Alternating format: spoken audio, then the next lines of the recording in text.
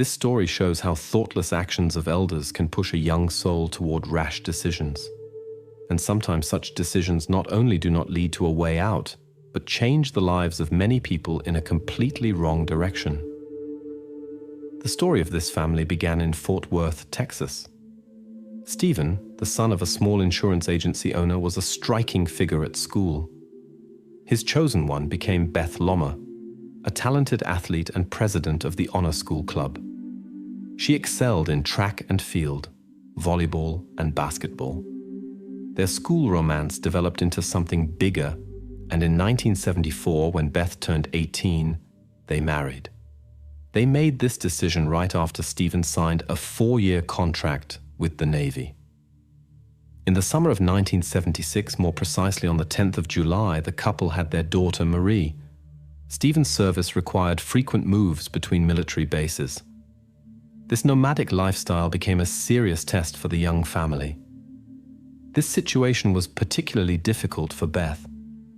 After the end of service, when the family returned to Fort Worth, the problems only intensified. Beth increasingly expressed dissatisfaction with her husband's behavior. According to her words, he was an unpredictable person prone to melancholy who could not stay long at one workplace.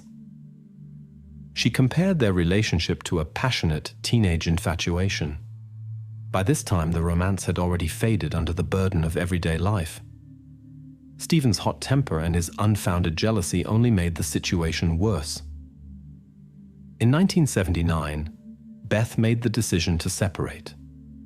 Marie grew up as an obedient child and pleased her parents with academic success. She was interested in music, played clarinet in the school orchestra, and attended art and dance lessons. The frequent moves due to her father's service were initially not easy for her. She had to constantly change schools and friends. But over time, Marie learned to cope with the changes.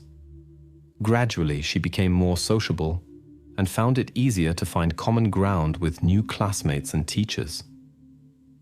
After her parents' separation, Marie moved with her mother to the neighboring town. Her father remained at the old place of residence. Despite rare meetings, she always spoke warmly of him. Stephen settled in a small apartment in Fort Worth. Marie and her mother visited him about twice a month. In 1980, a new acquaintance entered Beth's life, Frank Barrows, a former naval officer. Their first meeting took place while her previous husband was still serving in Florida. Initially, a friendship developed between them, but after Beth's divorce, their relationship became more intense. When they realized how well they suited each other, the couple decided to move in together.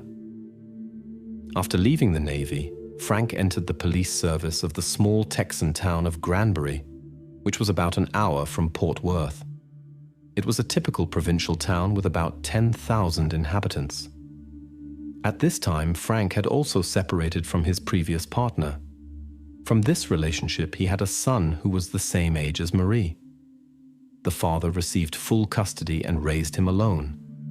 Frank had a special rule that would greatly influence the fate of many. He set a condition for his son. If he would move to his mother, there would be no going back. The same approach was applied to the daughter of his new partner. Marie was cut off from contact with her biological father. Although this position might seem excessively strict, Frank believed that this prevented manipulation. Beth agreed with this view, without suspecting that it might one day turn against her. She feared that prolonged contact with her ex-husband could negatively influence her daughter's attitude toward her. In 1981, Beth and Frank married, but soon difficulties began. Beth had to take a job, which meant she had less time for the family. This made it difficult to build new family bonds.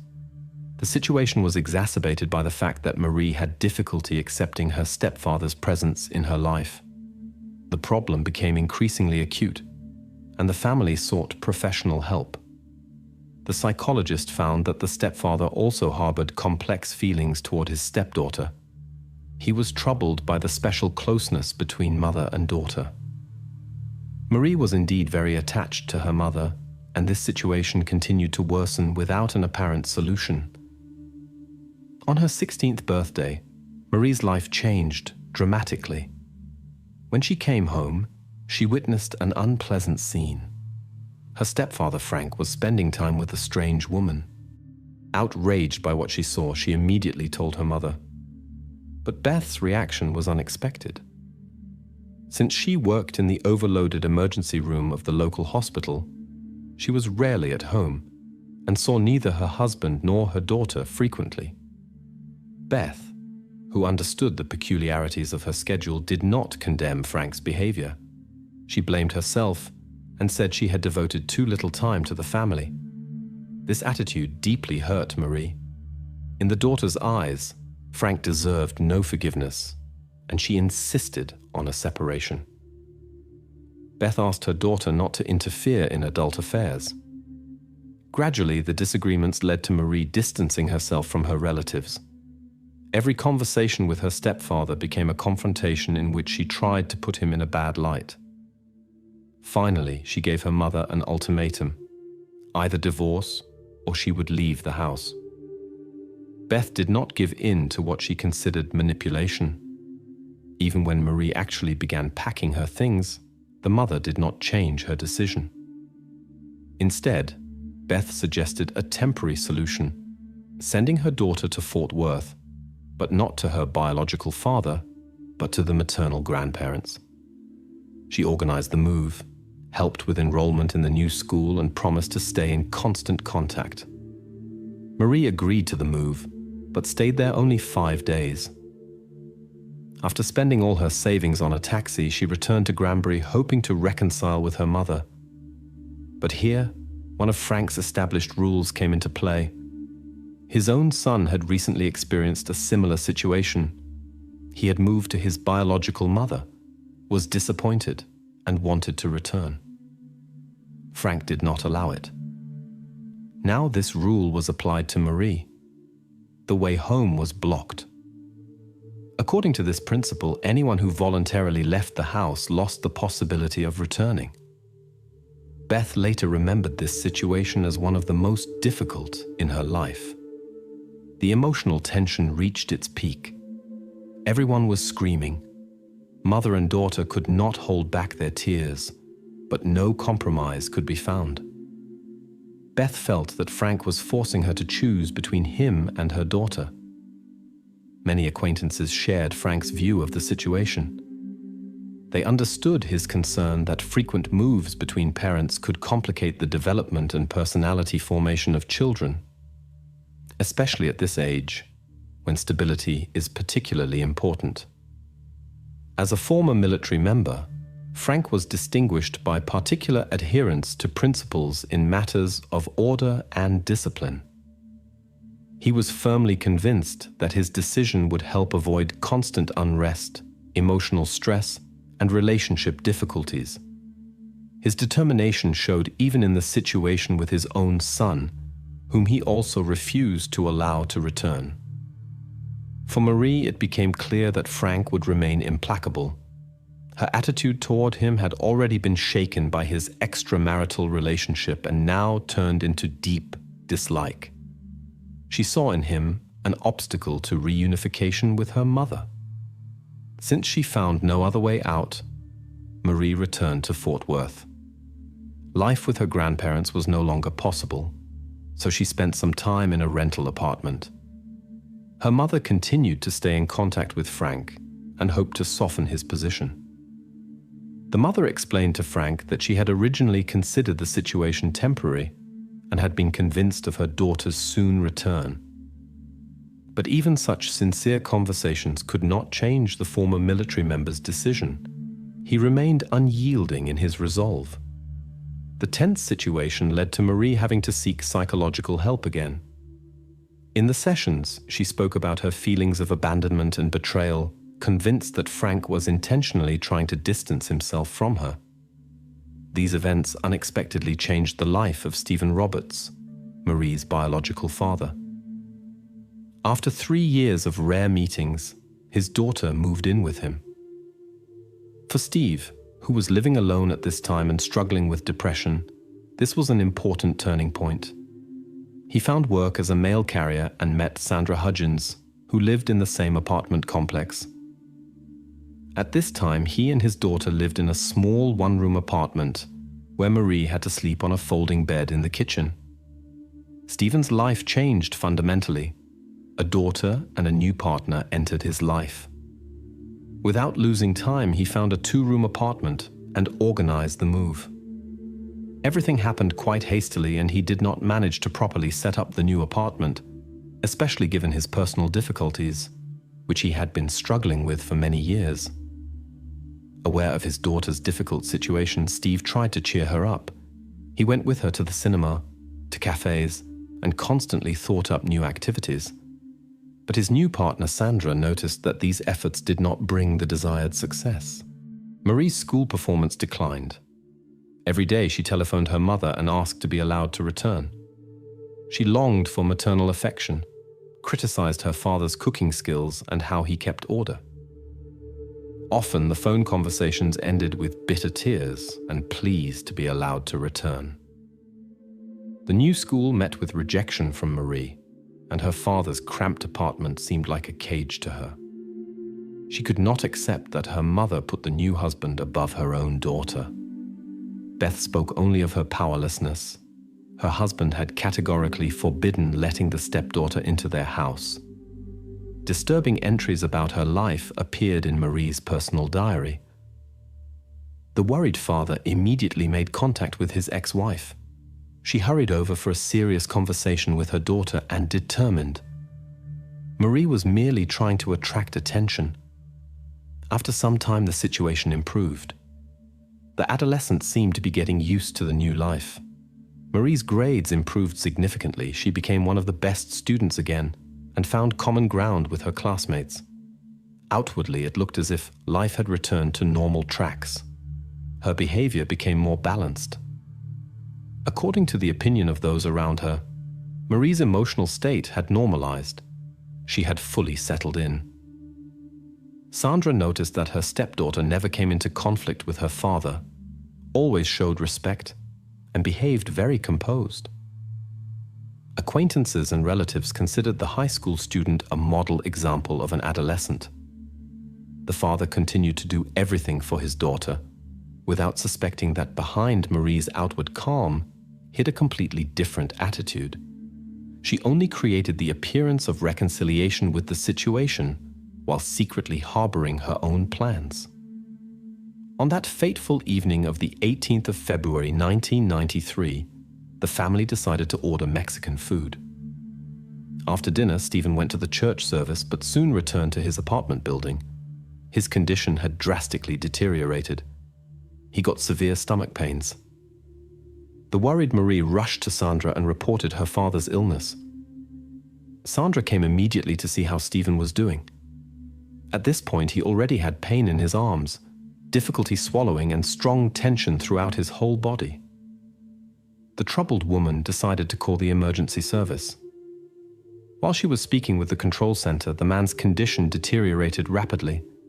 Convulsions set in, foam emerged from his mouth, breathing became increasingly difficult.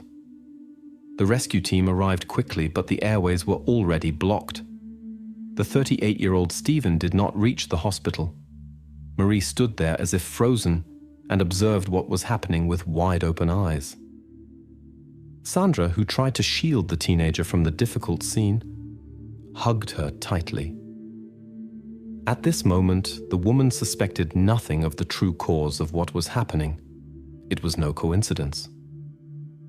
A few hours later, the sad news was brought to Frank and Beth. They had to bring Marie back to Granbury. The teenager had achieved her goal. The medical examiner concluded that a heart attack was the cause.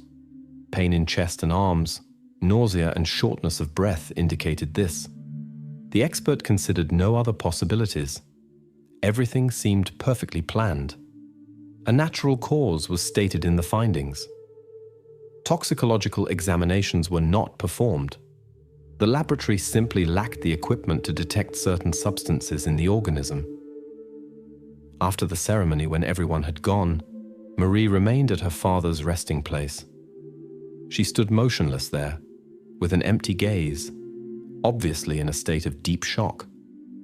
After the farewell ceremony, Beth decided to speak with her upset daughter. She shared her plans to begin a new life without Frank and move to Panama City, Florida. Marie only smiled bitterly. She had heard such promises from her mother before. However, this time Beth assured her daughter that she had already found work there.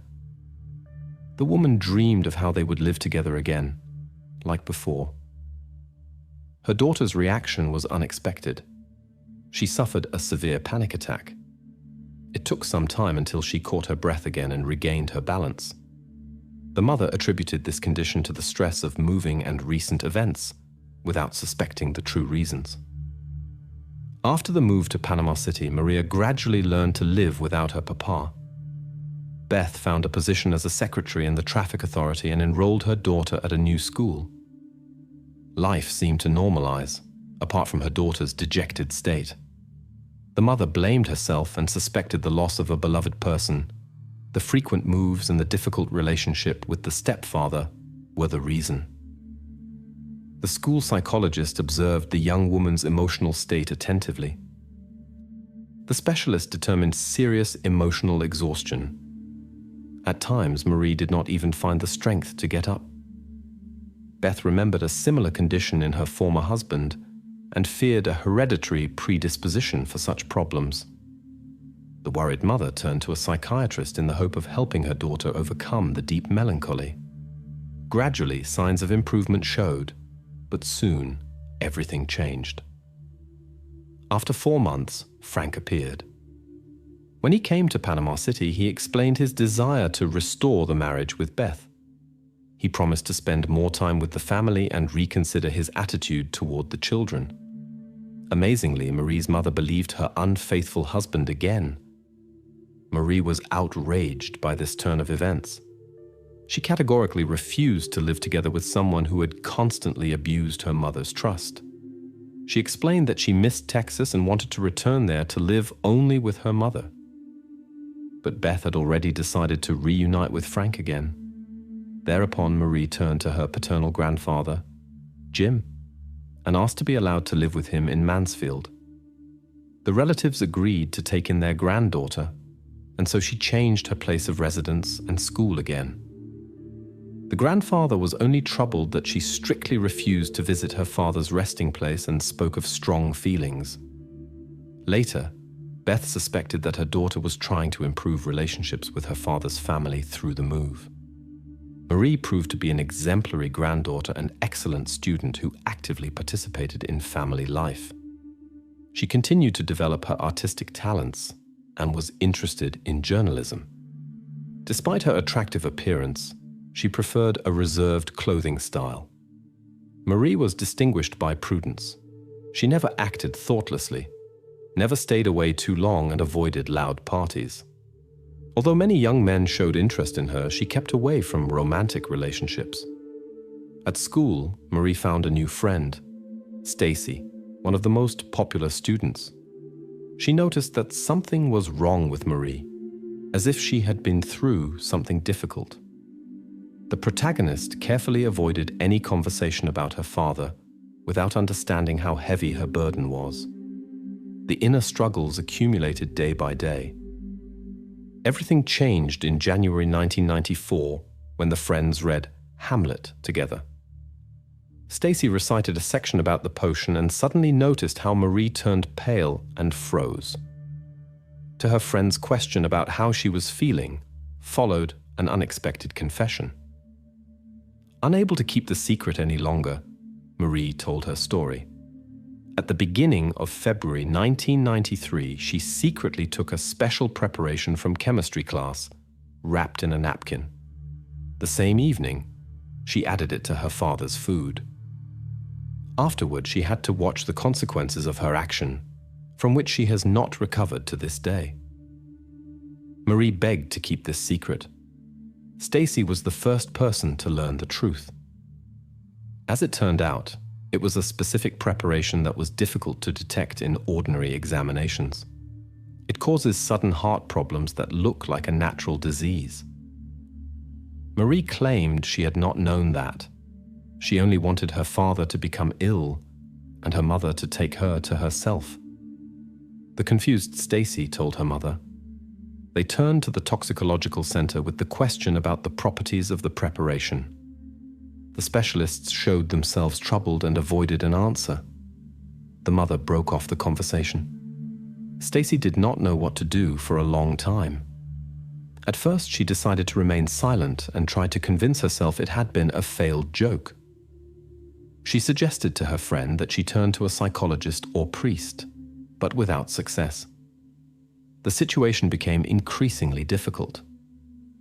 In February 1994, exactly 1 year later, the grandfather invited the friends to dinner. When the words in memory of Stephen Roberts sounded, Marie burst into tears. She confessed that she did not even know where her father's resting place was located. The worries did not leave Stacy for several more weeks. Finally, she turned to the school counselor. The story seemed incredible, but the specialist took it seriously and informed the law enforcement agencies. Stacy hoped for a clarification of the situation. However, the local laboratory did not have the required equipment worth $150,000. Such technology only existed in the large cities. Therefore, the question of additional examinations was not even raised. The search for a suitable laboratory with the required equipment dragged on for 3 whole months. During this time, Stacy experienced an inner conflict. The guilt toward her best friend did not diminish. Possibly her decision to tell the truth had been a mistake. She began to avoid meetings with her friend, as she could not even bear brief eye contact. Fate seemed to solve the situation. After graduation, the 2 friends went to different universities. For Stacy, this was a real relief. It offered the possibility to end contact with Marie in a natural way. Their once close friendship gradually faded away. Stacy hoped that everything would remain in the past. She knew nothing about the course of the investigation and assumed that the case would be forgotten over time. But in October 1994, an investigator from Fort Worth called her. The results of the complex laboratory examinations were finally available. The analyses confirmed. In the organism of Stephen Roberts, a dangerous preparation was detected that exceeded the permissible norm by 250 times. The expert opinion completely changed the nature of the case. Marie was arrested during her studies at the University of Texas in Austin, where she was known as a kind and harmless student. She immediately confessed her guilt, but insisted that she had no evil intention. According to her words, she only wanted her father to become ill in the hope of being able to return to her mother that way. The misjudgment led to irreparable consequences. That was exactly why she had suffered under pangs of conscience for so long. Society was divided in the evaluation of the incident. Some condemned Marie, others showed compassion. Many refused to believe in her involvement. Some blamed the mother, who preferred her new husband to her own daughter, and thus drove her to desperate measures. The prosecutor described the accused as a serious danger to society. On the 28th of October 1994, the first hearing took place. Marie was released on bail into the custody of her mother. Now it had to be decided how the case should be treated further. At the time of the incident, she was 17 years old, which required a special approach in processing her case. In the spring of 1995 came a turning point for Marie. She was arrested by the law enforcement agencies. The charge was serious, and the court decided to treat the case as an adult procedure. After her mother had deposited bail of $10,000, Marie returned to Frank and Beth. Interestingly, she took a position as a waitress during the waiting time for the proceedings, which seemed to many an unusual choice given the circumstances. In May of the following year, when Marie turned 19, the court proceedings began. For the defense of her daughter, the mother used the funds received from Stephen's insurance, $60,000. With this money, 2 experienced lawyers from Fort Worth could be engaged. The defense strategy was based on the fact that the young woman had no evil intentions. She only wanted her father to become ill in order to return to her mother. However, the prosecution insisted on the premeditation of the actions and referred to the insurance payments as a motive. The desire to be reunited with the mother could indeed have been the reason. But even in this case, the prosecution insisted on the highest severity. The main witness was Stacy, Marie's best friend, who described her emotional state during this time in detail. According to Stacy, her friend was aware of the dangerousness of the preparation when she took it from school. The educational institution also had to explain how students gained access to the chemicals. However, this question was quickly swept under the carpet. Her psychiatrist appeared in Marie's defense. He determined that the young woman never showed signs of calculation, and the only diagnosis was a post-traumatic stress disorder due to the incident with her father. At all sessions, Marie sat quietly and often hid her face behind tears. Despite clear signs of remorse and assurances of love for her father, the prosecution considered this insincere. In their opinion, what had happened was carefully planned. They claimed that for a return to the mother, no such extreme measures would have been necessary. In those days, a friend shared her memories of Marie's plans. Marie often thought about how she could return to her mother. Various ideas came to her mind. For example, to cause a fire in her father's apartment, in the hope that her mother would take her to herself afterward. At that time, nobody paid attention to Marie's words and dismissed them as juvenile fantasies and jokes. Later, the mother blamed herself for what had happened. At the trial, she confessed, if she had only decided a week earlier to move to Florida with her daughter, everything could have turned out differently. The family stood behind Marie. Even grandfather Jim on the paternal side asked for leniency for his granddaughter. He did not believe that she could consciously harm her parent. The prosecutor demanded the highest possible sentence, life imprisonment with the possibility of release after 35 years. The defense, on the other hand, pleaded for a suspended sentence and argued that Marie had already suffered enough. The lawyers emphasized, Marie must bear the burden of her actions for the rest of her life. Perhaps the relatives' pleas for a mild verdict or the sincere tears of the accused influenced the court's decision. Ultimately, she was sentenced to 28 years with the possibility of early release after 7 years. The defense immediately appealed, as they were of the opinion that the prosecution had unlawfully used the statements about Marie's mental state. Marie was taken into custody and placed under observation by specialists. In 1998, the appeal was rejected, and Marie began serving her sentence. In conversations with her mother, she said she did not want her former friend Stacy to blame herself for what had happened. Marie considered Stacy's actions to be right. After the verdict was announced, the chief prosecutor expressly thanked Stacy and emphasized that this case could only be solved thanks to her attention and civic sense, which would otherwise have remained unsolved. Ultimately, Marie spent 8 years behind bars and was released in the year 2003. Today, she is in her early 40s, married and lives under a different name. Now she is called Dorothy. That is her second first name. Her new surname and the details of her current life are kept secret. Human nature sometimes surprises through its complexity. Our protagonists will show today where lies and betrayal can lead. External attractiveness often hides true intentions, and excessive trust can lead to irreversible consequences. Charm can be deceptive, and behind a beautiful facade sometimes hides a completely different reality that can change someone's fate forever.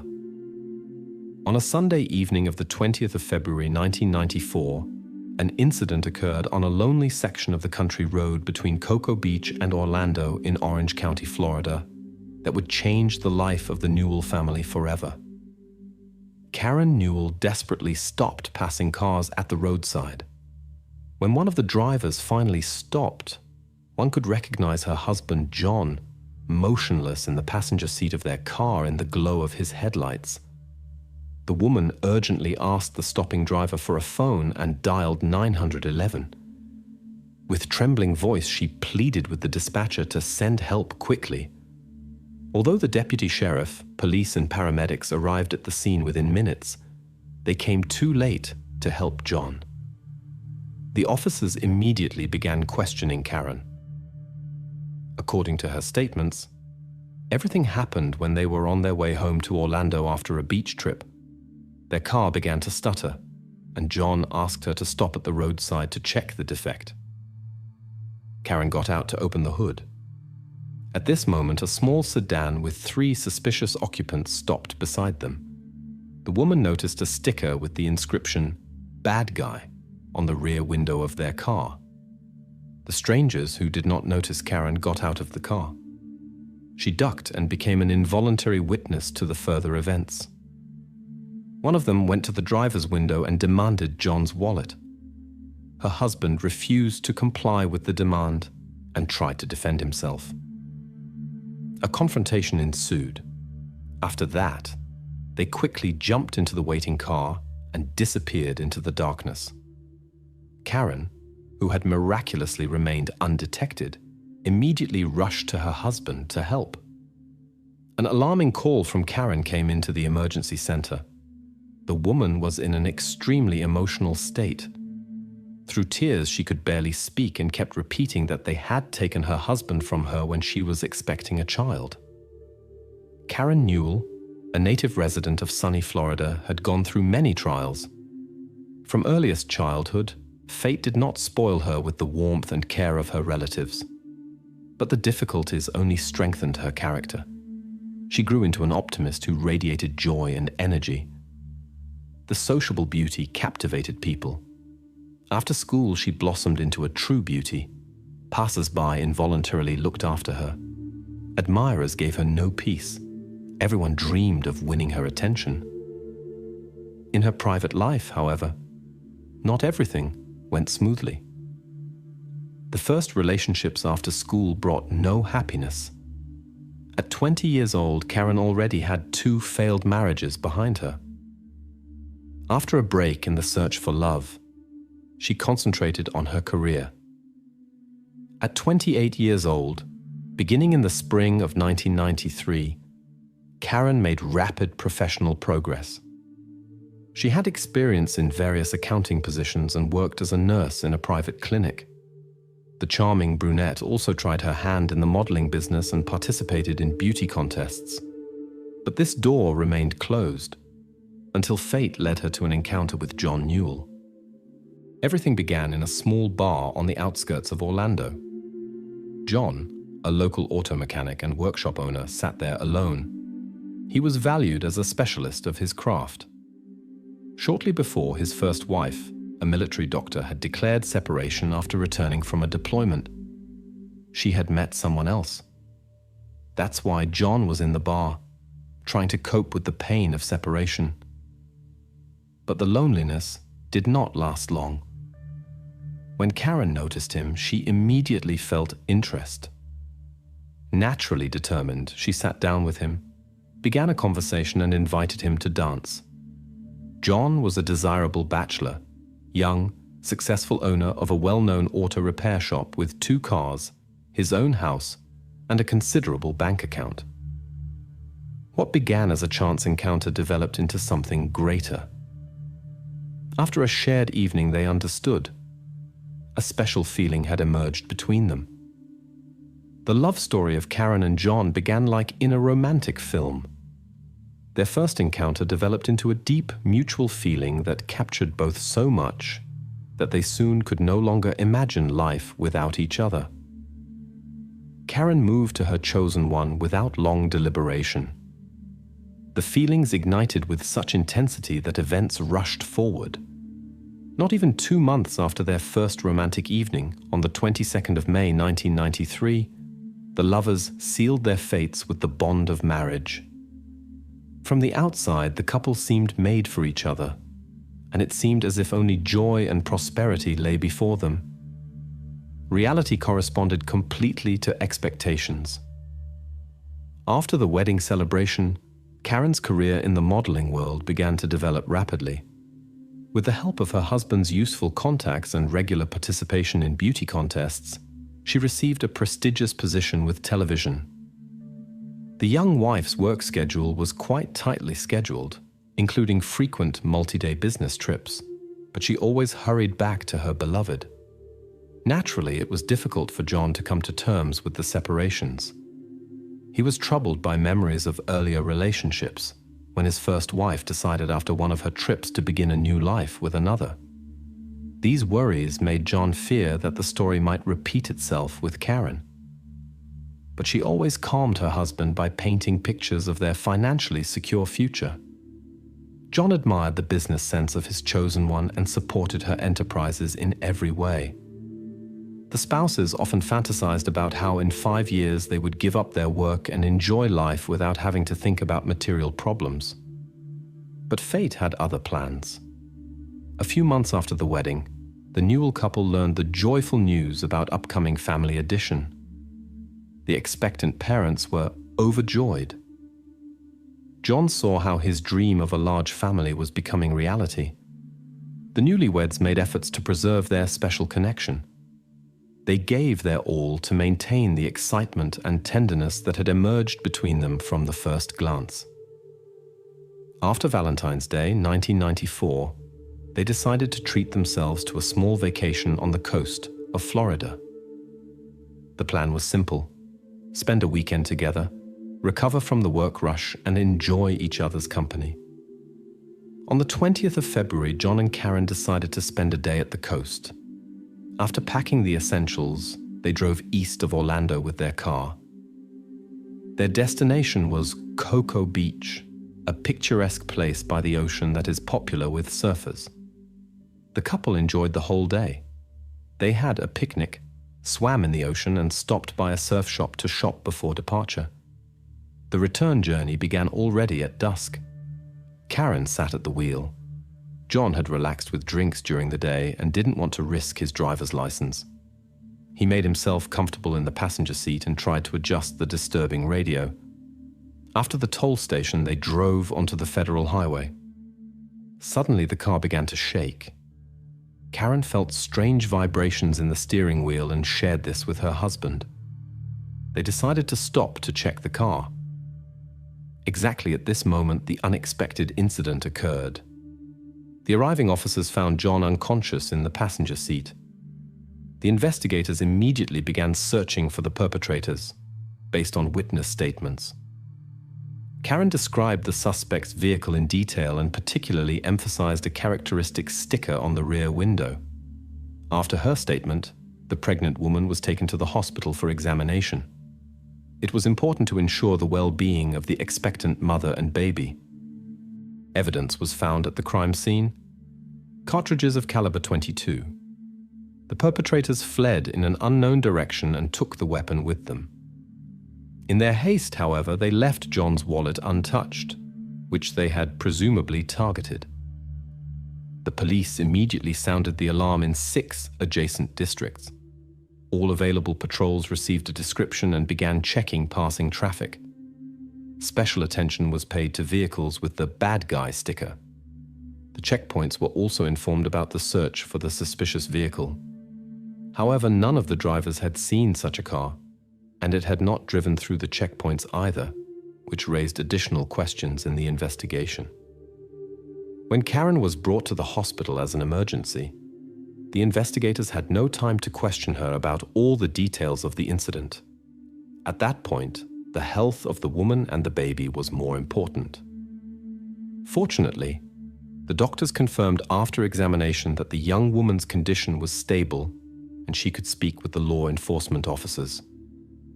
The investigators arrived at the hospital and listened to Karen's detailed report about the events of that day.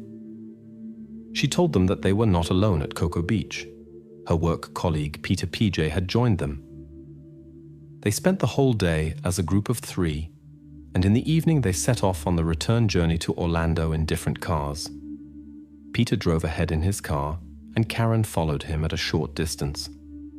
After the toll booth, they lost each other. Peter's car drove on and soon disappeared from view.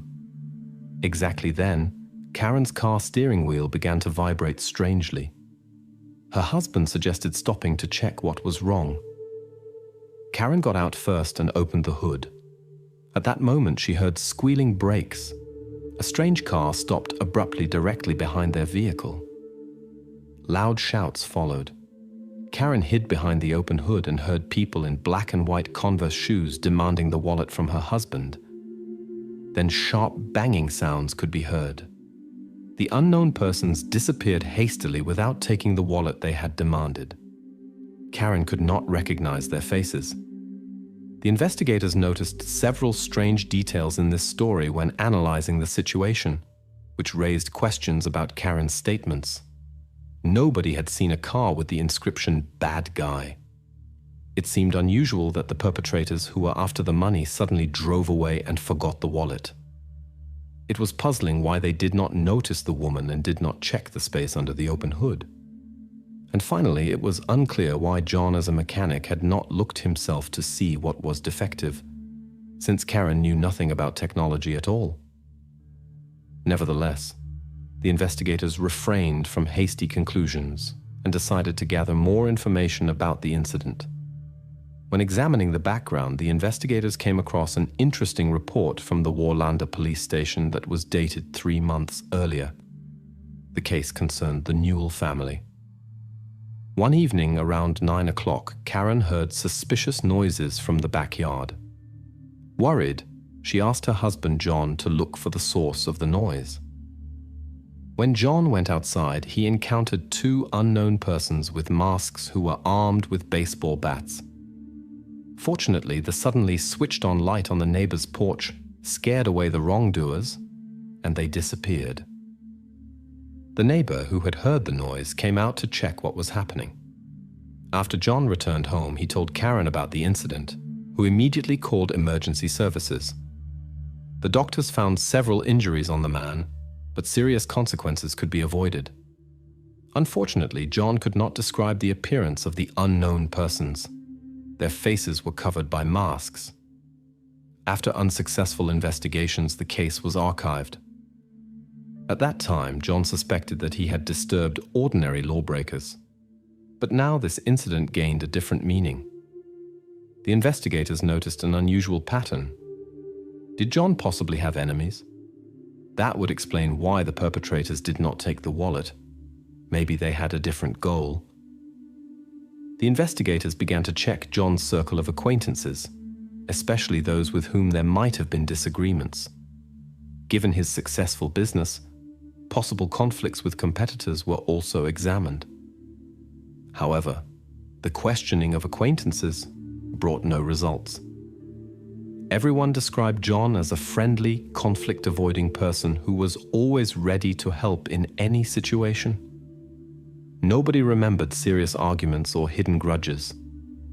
An interesting turn in the investigation occurred when details about a recently moved-in temporary resident in the Newell's backyard became known. It was a certain Peter P.J., an acquaintance of Karen's whom they had met shortly before the incident at the beach. P.J., whose apartment had recently been broken into, was looking for temporary accommodation for the time of changing the locks and installing an alarm system. Karen, compassionate as she was, convinced her husband to help the acquaintance. She believed PJ's presence would help supervise the house while they were at work or traveling. John, a helpful person, agreed to take in PJ. It was intended as a short-term solution, but the temporary neighborly arrangement dragged on. Peter PJ was an 18-year-old surfer with attractive appearance. Blonde hair and blue eyes left no one indifferent. Given the revealed circumstances, the investigators began to suspect that there was a special connection between Karen and this young man. The birth of the Newell child could shed light on the situation. It was not ruled out that Peter PJ could be the biological father. a complicated situation developed. A young, attractive woman had presumably an extramarital relationship. Her pregnancy could be connected to any of the men in her environment. The question arose: why was cohabitation under one roof chosen? Could this couple have had plans regarding the husband's assets? The employees of the television station noticed the unusual closeness of the 29-year-old Karen to the 18-year-old Peter. They spent much time together, and their interaction went beyond the usual. The charming neighbor was asked to the station for questioning. On the day after the incident, PJ made statements that matched the young woman's version amazingly well. He told that he came to Cocoa Beach later than the married couple, and they spent time as a group of 3. There he consumed alcoholic beverages and light substances.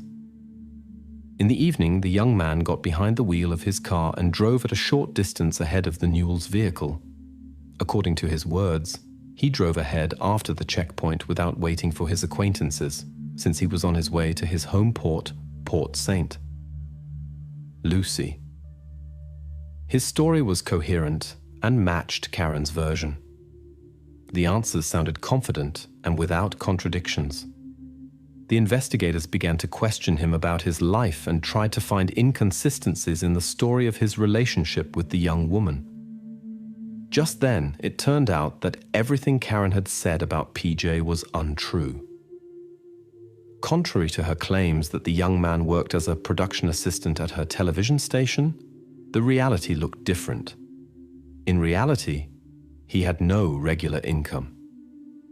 After dropping out of school, he got by with odd jobs.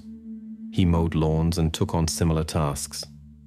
That was enough for a modest existence. But there could be no talk of a television career.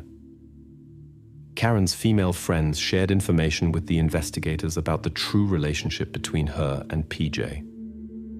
Their connection began several months before he moved into John's house. During this time, the young man often bragged to his friends about his relationship with a married woman and liked to tell the story of their meeting. According to his version, everything began in mid-summer 1993, when the aspiring television presenter was supposedly in Port St. Lucie on business. The investigations uncovered an interesting fact. The story about business trips at the television station turned out to be an invention. The 29-year-old widow used work as a cover for meetings with her 18-year-old boyfriend in Port St. Lucie. Their meeting happened quite unusually, on the highway. The young man, who was called PJ, was fascinated by the attractive Karen with a handcuff pendant on the rearview mirror. At the traffic light, he playfully depicted shackled hands. She responded with a smile, and thus their romance began. The first date took place under the starry sky at the beach. PJ's relatives told that the young man took the relationship very seriously. He dreamed of a wedding and was convinced he would soon become the father of their common child. The couple often spent time together and did not spare John's account money. The investigations progressed. Based on the found evidence, the experts determined that a .22 caliber was used. In search of new clues, the investigators spoke with Karen's former husband. It turned out that PJ was not her only relationship. She continued to meet secretly with her ex-husband in hotels. The man shared important information. In November 1993, Karen asked him for such a device. She justified this with security concerns after John had been attacked by unknown persons. The ex-husband believed her and gave it to her. When the police asked him about this object, it turned out that Karen had never returned it. Further checks showed that the woman was on probation at that time for credit card fraud and serious embezzlement from the year 1989. The probation conditions prohibited her from possessing such objects. On this basis, Karen was arrested 8 days after the incident for violating probation conditions. She was taken into custody during the investigation. Only a few days later, decisive evidence came into the hands of the law enforcement agencies. During the course of the investigation, the investigators questioned Louis Aragon, the stepbrother of the main suspect. The man shared important information despite his criminal past. In the summer of 1993, Karen approached him with an unusual proposal. She told her brother about her husband's insurance of $500,000 and offered him a generous reward for help with a certain matter. However, Louis declined despite the tempting sum. Although Aragon denied any involvement in the incident on the street, he reported to the investigators about a previous incident in November 1993. According to his statements, a certain Peter P.J. was involved in an unpleasant incident in front of John's house. Karen's plan failed only thanks to an attentive neighbor who came out onto the street in time and scared away the uninvited guests. The failure disappointed Karen greatly. She had already made plans for a new life. The information provided by the stepbrother became a key element of the investigation. His statements helped to piece together the various parts of the case. Lou was told that his sister visited him shortly after the November incident. She tried to involve him in a new plan, but was rejected. Her friend, however, was ready to fulfill Karen's every wish. Around Thanksgiving of the same year, the woman persuaded her husband to take PJ into their house. Aragon claimed not to know details about the further events, as he was not involved in their preparation. The investigators had to verify the credibility of the new witnesses' statements. The verification of the insurance documents confirmed Lewis's statements. During the marriage, Karen had taken out several life insurance policies for her husband. The first, for $250,000, was kept in John's safe. Later, additional contracts were added, totaling $500,000. For the standards of that time, this was a fortune. Apparently, the desire for quick money clouded her mind, and the woman dared to take a desperate step to obtain the insurance sum. She even began applying for the payouts immediately after the incident on the street. Small companies already transferred money, while large ones stopped the process, although Karen persistently insisted on payout. On the 28th of March 1994, the law enforcement officers arrested Peter P.J. Both suspects were charged with serious accusations in connection with John Newell. The prosecution suspected that the woman had married the successful businessman from selfish motives from the beginning. After the wedding, she hastily took out a large policy and then added smaller insurances. However, she was not accused of direct involvement in the incident.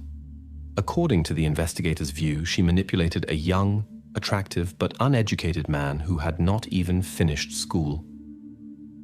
Karen gave him attention and made him promises. She spoke with PJ about a future wedding and children and described John as an obstacle to their happiness. The woman assured the young man of financial security, and he gave in to her pressure. She even claimed to be pregnant, while assuring her husband that the child was his. Karen had become so entangled in her own intrigues that she could hardly distinguish truth from lies anymore. The medical examination of Karen after her discharge from the hospital on that fateful day brought unexpected results. The tests performed showed no pregnancy. Furthermore, it turned out that she had an IUD inserted, which she had placed in advance, making conception during this period impossible.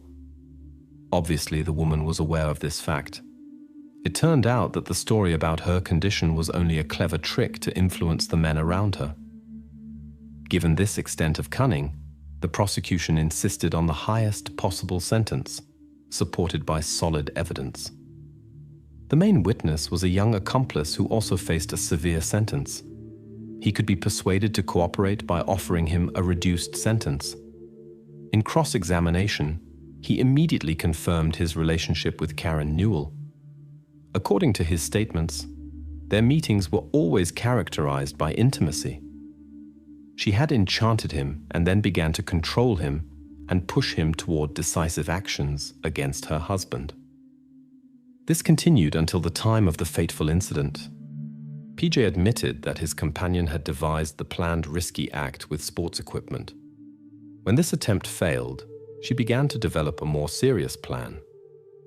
The accomplice told how he aimed the tool at John after getting out of the car. The young man spoke a sentence about divorce and set the mechanism in motion. PJ disposed of the device in a body of water that was located several kilometers from the crime scene. Specialized divers examined the indicated area and found the murder weapon. The expertise performed confirmed the connection to the John Newell case. Furthermore, it turned out that the serial number matched the object that was registered to the suspect's former husband. In exchange for this significant information, he was offered a reduction of the charge to a lesser offense, unlike his instigator. During the preliminary hearings, an unexpected picture unfolded. Karen's defenders chose an aggressive strategy and tried to present a completely different version of events. According to their claim, PJ was the initiator of the incident, driven by the blind jealousy of a young man in love. The lawyers tried to portray Karen as an involuntary participant in a complex romantic relationship. They emphasized that John had independently filled out all insurance documents, which could call into question the suspected motive in the eyes of the jury. However, an important point remained unclear. How did PJ come into possession of the equipment that belonged to Karen's former husband? There were no plausible explanations for this question. Since PJ and the former husband did not know each other, Karen's involvement in this story became increasingly obvious. The situation was clarified by the former husband himself, who confirmed that Karen had asked him for a means of self-defense. On the 26th of August, 1995, the selection of the jury was completed, and the hearings were to begin. However, the defendant's defenders approached the prosecution with a plea bargain offer just minutes before the trial began, hoping for a milder verdict in exchange for a confession. Ultimately, the young woman confessed her role in organizing the incident. For this, she received a life sentence without the possibility of early release. On the 5th of September of the same year, PJ was sentenced to 25 years in prison with the possibility of parole. He was released from custody in January 2010. Karen, who escaped the maximum sentence, nevertheless showed herself dissatisfied. She considered it unfair that PJ, as the direct executor, received a lesser sentence. John's relatives, on the other hand, found it unfair that Karen retained any rights at all. They are convinced she has not changed and will continue to search for gullible people for her manipulations after her release.